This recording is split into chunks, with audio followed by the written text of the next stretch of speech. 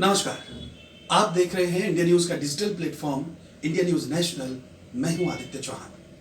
प्रधानमंत्री नरेंद्र मोदी आज उत्तर प्रदेश के शाहजहांपुर में होंगे और वो यूपी के सबसे बड़े गंगा एक्सप्रेसवे का शिलान्यास करेंगे।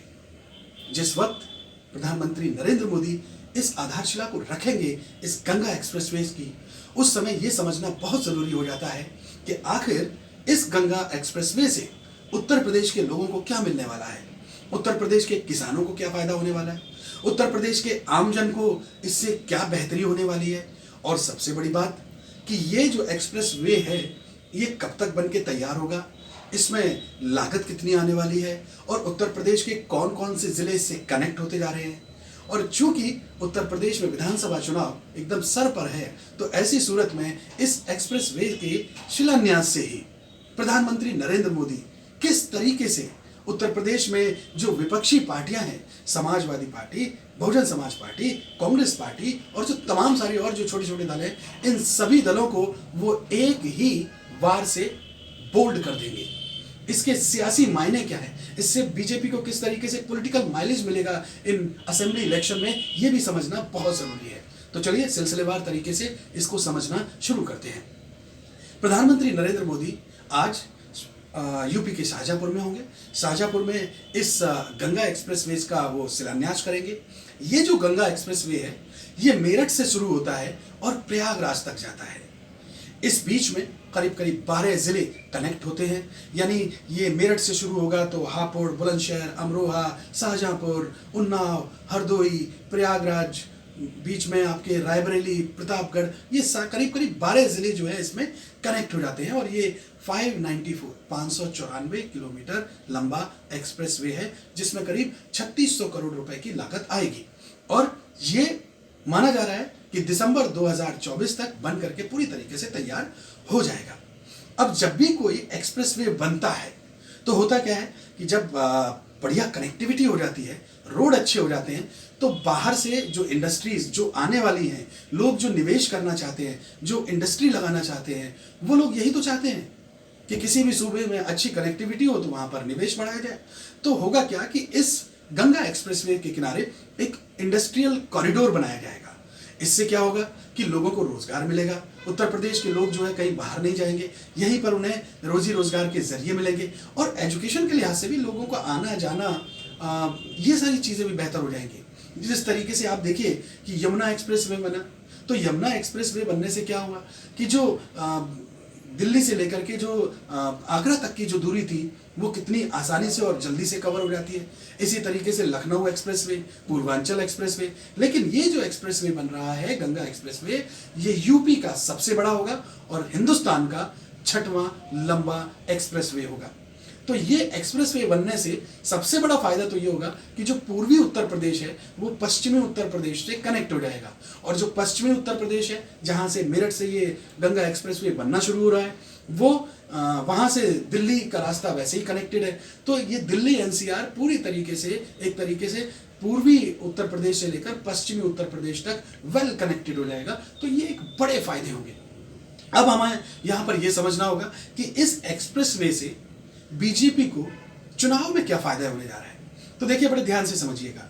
ये जो बरेली मंडल है, रुहेलखंड का बरेली मंडल, जिसमें 4 जिले हैं, बदायूं, बरेली, पीलीभीत और शाहजहांपुर, इनमें विधानसभा की 25 असेंबली सीट है। 2017 के जो विधानसभा चुनाव हुए थे, इन 25 में से 23 पर बीजेपी ने अपना परचम लहराया था। तो बीजेपी उसी जो रिकॉर्ड है उसको मेंटेन करके रखना चाहती है। वो चाहती है कि 25 में से 25 सीटें निकाल ली जाए। तो ये जो एक कदम है बीजेपी का, इससे बीजेपी को बड़ा फायदा मिलेगा इस बरेली के इन 4 जिलों में। ठीक इसी तरीके से ये जब अवध के 3 जिले हैं, लखीमपुर खीरी, हरदोई, सीतापुर, यहाँ पर भी 25 सीटें आती हैं। इन 25 असेंबली सीटों में 22 विधानसभा सीटों पर पिछली बार बीजेपी ने जीत हासिल की थी। लेकिन लखीमपुर खीरी के में जो अभी हाल ही में टिकुनिया कांड हुआ था, वहां पर केंद्रीय गृह राज्य मंत्री के बेटे पर आरोप लगा था कि उन्होंने किसानों पर गाड़ी चढ़ा दी। तो उससे एक तरीके से बीजेपी को बड़ा सेटबैक हुआ, बड़ा झटका लगा, किसान थोड़े नाराज हुए, एक वर्ग नाराज हुआ।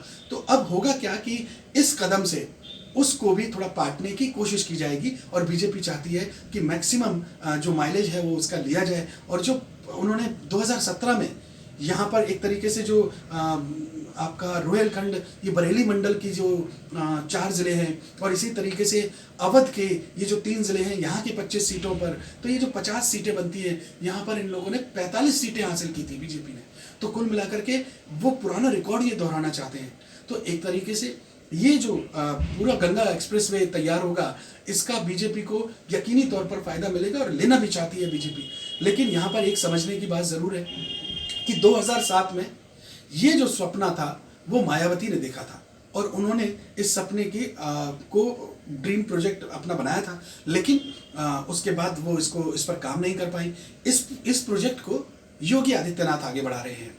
तो इस पर सियासत भी हो रही है कि बीजेपी सरकार पुराने लोगों के काम को आगे बढ़ा रही है। अरे साहब, जरूरी यह है कि आपने कोई ड्रीम देखा तो ड्रीम को पूरा करना चाहिए, लेकिन पूरा किए बिना सिर्फ लोगों को सपने दिखा दीजिए और उसके बाद बात अधूरी रह जाए, और आप सपने दिखा करके वोट बैंक हासिल कर लेते हैं, वोट हासिल कर लेते हैं।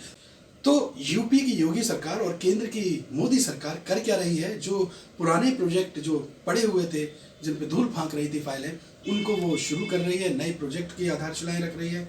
तो कुल मिलाकर के उत्तर प्रदेश को विकास के राह पर ला करके ये डबल इंजन की सरकार ला रही है।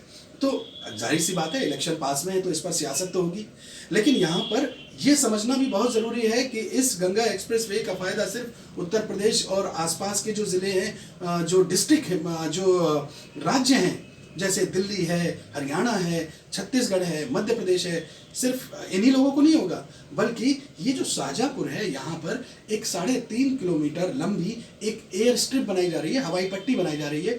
और उस हवाई पट्टी का फायदा ये होगा कि आपात स्थिति में जब भी इमरजेंसी कंडीशन होगी तो हमारे जो लड़ाकू विमान है, जो फाइटर प्लेन है, वो टेक ऑफ कर सकेंगे, लैंड कर सकेंगे।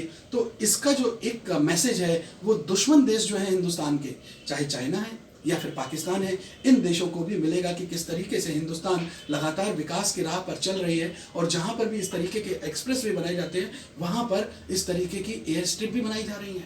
तो ये एक मैसेज दुश्मन देशों को भी है।